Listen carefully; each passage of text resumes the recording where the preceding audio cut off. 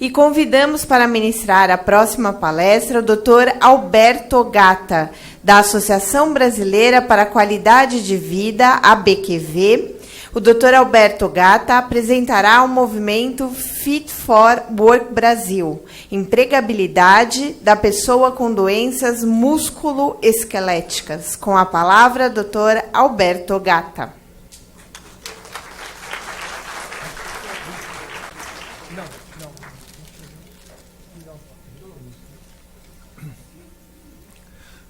Bom, boa tarde a todos, a todas. Obrigado pelo convite para estar aqui com vocês. Eu acho que o convite veio no sentido de contar um pouco como é que a gente se organizou nessa iniciativa, né? Na Europa, na verdade, na Inglaterra, há alguns anos, se um grupo de uma universidade percebeu que deveria estudar essa questão, principalmente das questões musculoesqueléticas, e a questão do trabalho, porque ainda hoje, como acontece no Brasil, muita gente, né, seja na cabeça das pessoas, seja na cabeça dos médicos, seja na cabeça do governo, né, quando eu afasto a pessoa do trabalho e deixo ela em casa, fica parecendo que eu estou protegendo o trabalhador, que eu estou cuidando da pessoa, deixando ela em casa. A partir daí, esses estudos mostraram que o trabalho, seja o trabalho remunerado, que a gente vai na empresa, ganha um salário, seja o trabalho em casa, trabalhar, né, se ocupar, é algo muito, se constatou que é algo muito importante, é um valor muito importante na vida das pessoas, né? Então, porque o trabalho está associado à saúde. Quando você trabalha, seja em casa, seja um trabalho de carteira assinada, qualquer trabalho, você tem a sensação de que você está produzindo, você se relaciona com outras pessoas, você termina no final do dia dizendo, nossa, eu fiz tal coisa, você tem assunto com que conversar, e você não passou o dia lá, sei lá, vendo televisão, né? Então, o trabalho é como um grande valor. E aí, até há pouco tempo atrás, na Europa, na Ásia, e ainda acontece aqui no Brasil, muitas vezes a própria Previdência Social afasta as pessoas, e aí as empresas também acabam achando melhor que ela fique afastada mesmo, e a pessoa, então, ela fica, ou se aposenta por invalidez, e a pessoa passa a não ser considerada uma pessoa aposentada por invalidez, né? Independentemente da idade. E aí, a partir desses estudos, se mostrou que o trabalho, da mesma maneira que o tratamento, da mesma maneira que o remédio, é um valor na vida das pessoas. Porque tem quando a gente tem uma doença física, tem um outro componente que esses estudos mostraram, que anda de mãozinha dada com a doença física, que é a depressão, que é a questão emocional. Então, mostrou que é muito comum o estresse, a depressão. Então, a pessoa que está deprimida, ela sente mais os sintomas físicos, e as pessoas que têm os sintomas físicos ficam mais deprimidas. Então, a gente precisa, de alguma maneira, tentar quebrar esse ciclo, né? E aí surgiu esse movimento, né? À época, eu era presidente da Associação Brasileira de Qualidade de Vida, que é uma entidade que reúne pessoas, empresas, na promoção da qualidade de vida no Brasil. E aí a gente iniciou esse movimento no sentido de questões musculoesqueléticas, seja uma dor nas costas, uma dor no pescoço, uma dor no braço, elas são muito comuns. Aquela pesquisa que saiu do IBGE mostrou que a principal queixa do brasileiro, o principal problema de saúde brasileiro, são questões musculoesqueléticas. Começando de uma dor nas costas, de uma dor no pescoço, indo para uma espondilite anquilosante, uma artrite reumatoide e outras doenças, né? Então, hoje, mais de 1/3 dos brasileiros sempre tem alguma dessas questões. E hoje é a principal causa de aposentadoria no Brasil, é a principal causa de afastamento. E aí a gente reuniu 20 entidades de pacientes, né, do Brasil inteiro. A gente reuniu a Sociedade de Ortopedia e Traumatologia, a Sociedade de Reumatologia, a Sociedade de Medicina Física e Reabilitação, a Sociedade de Cirurgia de Mão, a Sociedade de Fisiatria, né, as entidades médicas e 20 entidades de pacientes. E construímos um documento no sentido de fazer um trabalho integrado. Eu vi o debate, a conversa anterior, e realmente a base desse nosso trabalho, nosso pensamento, é focar no autocuidado apoiado. Isto é, o paciente ativo, o paciente como o capitão do processo, né? Então, assim, o capitão do processo não é o médico, o capitão do processo não é o hospital, não é o serviço de saúde, o paciente é o capitão do processo. E, nesse sentido, a gente precisa trabalhar o autocuidado apoiado, integrando realmente quem cuida e os pacientes. E aí, essa mobilização, eu acho que esse é o objetivo até de compartilhar com vocês. Isso trouxe essa mobilização, essa integração entre pacientes, entidades médicas, tem trazido uma mobilização e uma repercussão muito interessante. Amanhã vai ter a reunião dos blogueiros, né?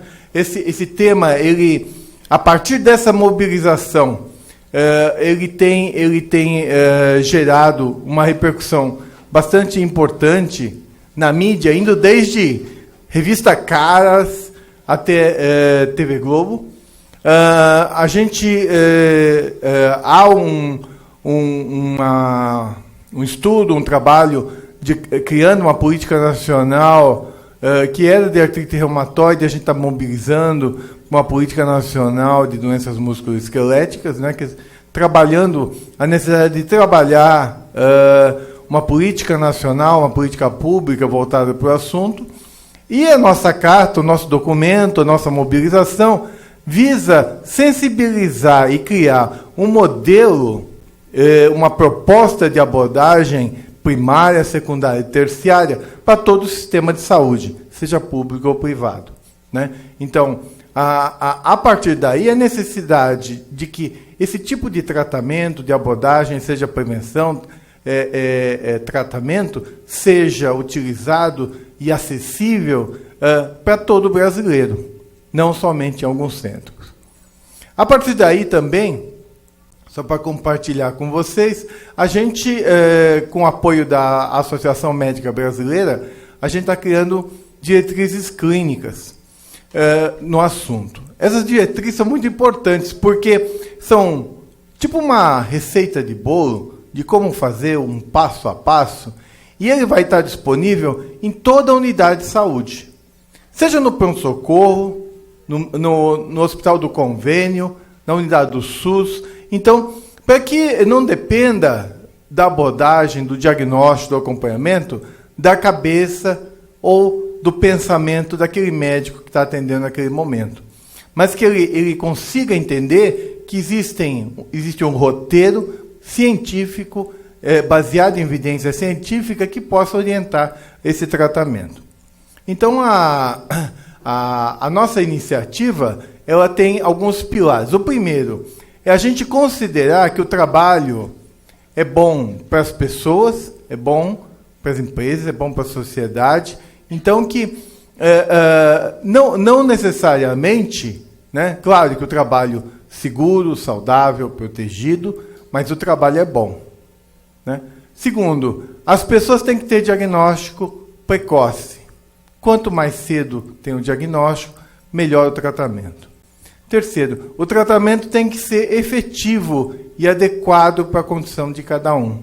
E a unidade de saúde, seja qual for, seja a estratégia da saúde da família, seja o ambulatório do posto, a UBS, seja a unidade do convênio médico. Ela precisa ter um tratamento adequado e oferecer a melhor opção de tratamento.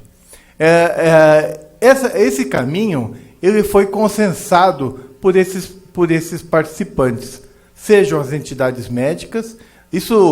Esse consenso entre as sociedades médicas levou quase um ano de discussão, e a integração, a conversa com as entidades de pacientes. E a gente teve aí o apoio dessas entidades e uma ação de liderança muito legal da ANAPAR, que é a Associação Nacional de Pacientes com Artrite Reumatoide. Então, eu acho que provavelmente esse foi o motivo do convite, é compartilhar com vocês uma iniciativa que tem caminhado, né? No sentido de organização, de um movimento, de integração entre entidades médicas e entidades de pacientes. Eu não me lembro, né, de outra iniciativa em que estavam integrados dentro de um mesmo documento, dentro de uma mesma iniciativa, entidades médicas e entidades de pacientes. A gente vai realizar no mês que vem um evento na Fiesp, onde a gente vai estar discutindo essa questão de questões musculoesqueléticas com as empresas, né? E, inclusive, a possibilidade cada vez maior das pessoas que têm problemas na área musculoesquelética, no nosso caso, possam retornar ao trabalho em condições adequadas à sua condição, né? Na Europa, nos Estados Unidos, a legislação tem se modificado no sentido de que ela se adeque às condições, à necessidade, às possibilidades de cada um e da sua condição, né? Então, o grande mote é realmente a gente caminhar em uma mudança de modelo mental. Modelo mental de que ficar afastado, que pegar licenças prolongadas, se aposentar, nem sempre, ou com muita frequência, acaba não sendo bom para a saúde, né? Para a saúde pessoal, saúde física, saúde emocional, saúde social, né? Então, essa discussão a gente está tendo com a Previdência Social, com o Ministério da Saúde, né? No sentido de que, olha, a gente precisa repensar a questão do trabalho e de que maneira as pessoas possam se sentir produtivas, as pessoas possam manter sua renda, as pessoas possam continuar interagindo com outras pessoas e com isso, manter a sua qualidade de vida. Eu coloco toda a nossa estrutura, o caminho que a gente fez à disposição de vocês, para que a gente possa, caso queiram algum roteiro, alguma orientação em cima desse movimento, me coloco à disposição, né? Então, acho que o objetivo dessa minha visita é mais compartilhar com vocês essa iniciativa, e por isso que eu não trouxe nenhuma apresentação formal, que achei que não cabia a gente ficar mostrando as diretrizes, os guias, que é uma coisa muito específica. Eu acho que eu queria aproveitar um tempinho que eu tenho. Se alguém quiser fazer uma mesa? Tá, então tá bom.